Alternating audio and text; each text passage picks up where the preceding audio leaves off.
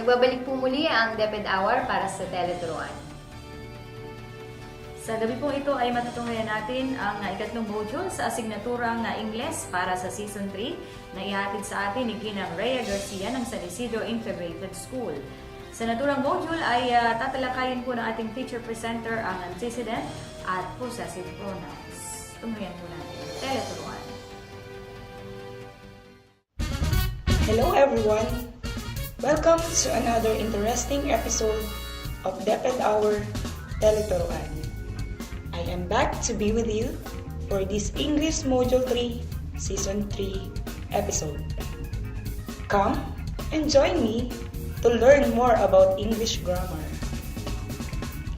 Once again, my name is Rhea C. Garcia from San Isidro Integrated School, District 4, your teacher presenter for tonight's episode.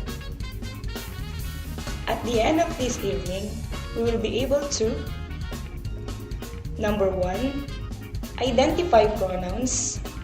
Number 2, enumerate some guidelines in using pronouns.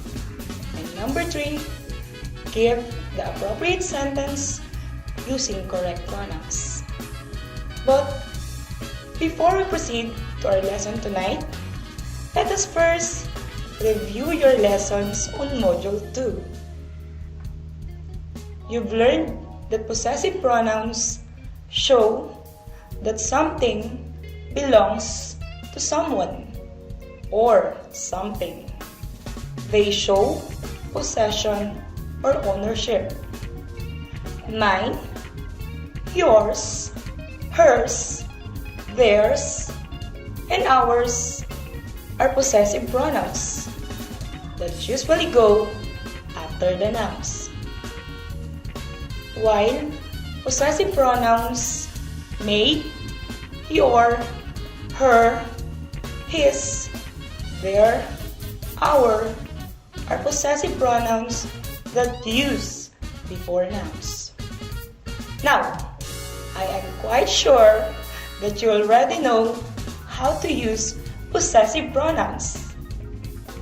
We will now proceed to our new lesson about pronoun usage.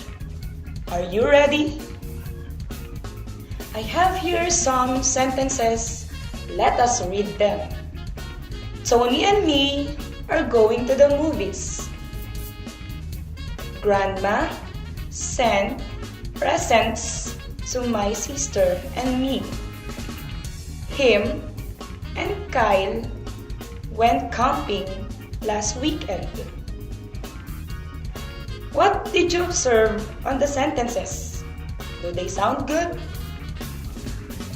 I know that some of you feel that there is something wrong on the sentences. So, to better understand the correct usage of pronouns, I will present to you the guidelines in using it. Some pronouns can also be troublesome because pronouns are substitutes for other words. It is important that they clearly refer to the word they replace and that they properly agree with all antecedent in person, number, and gender.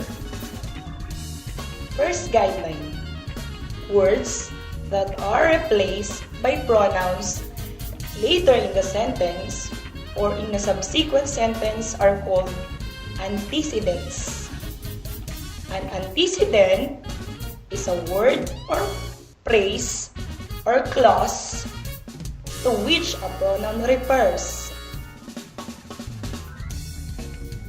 Examples: the students ate their lunch. Bob went to his house.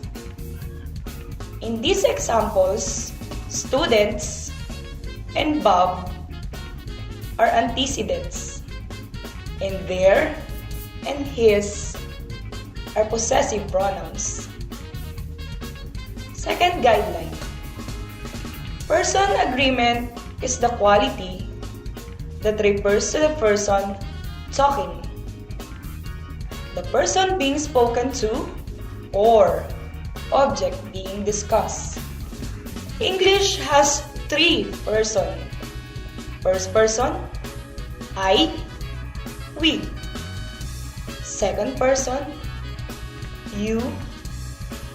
And third person, he, she, they. Let us look at this sentence. It is incorrect to say, if a person wants to succeed in corporate life, you have to know the rules of the game.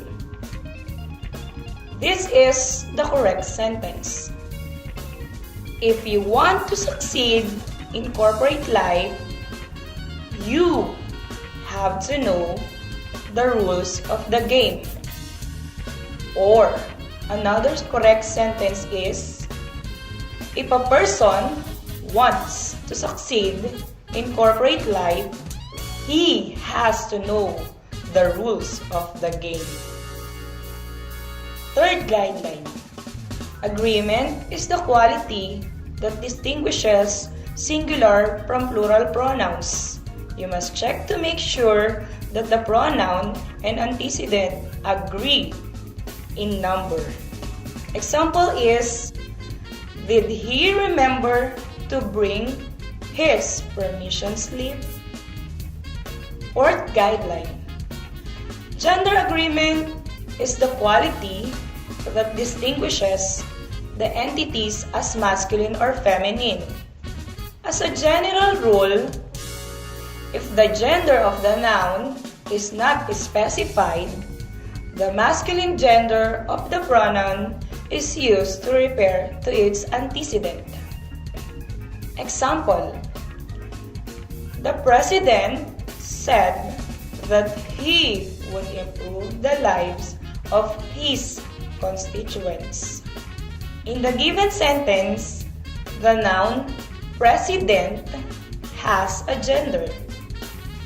The rule dictates that masculine pronoun must be used. However, if you personally know that the gender of the noun being referred to is female, use the appropriate gender. Example, the 11th President of the Philippines promised that she would restore democracy in her country. In this sentence, we are referring to former President Cory Aquino. To avoid these confusing situations, there are several alternatives. Perhaps, the simplest solution is to pluralize the subject and use the neutral plural pronoun. Example, all Philippine presidents promise to serve their constituents with integrity. We will pause for a while to give way to our dear sponsors.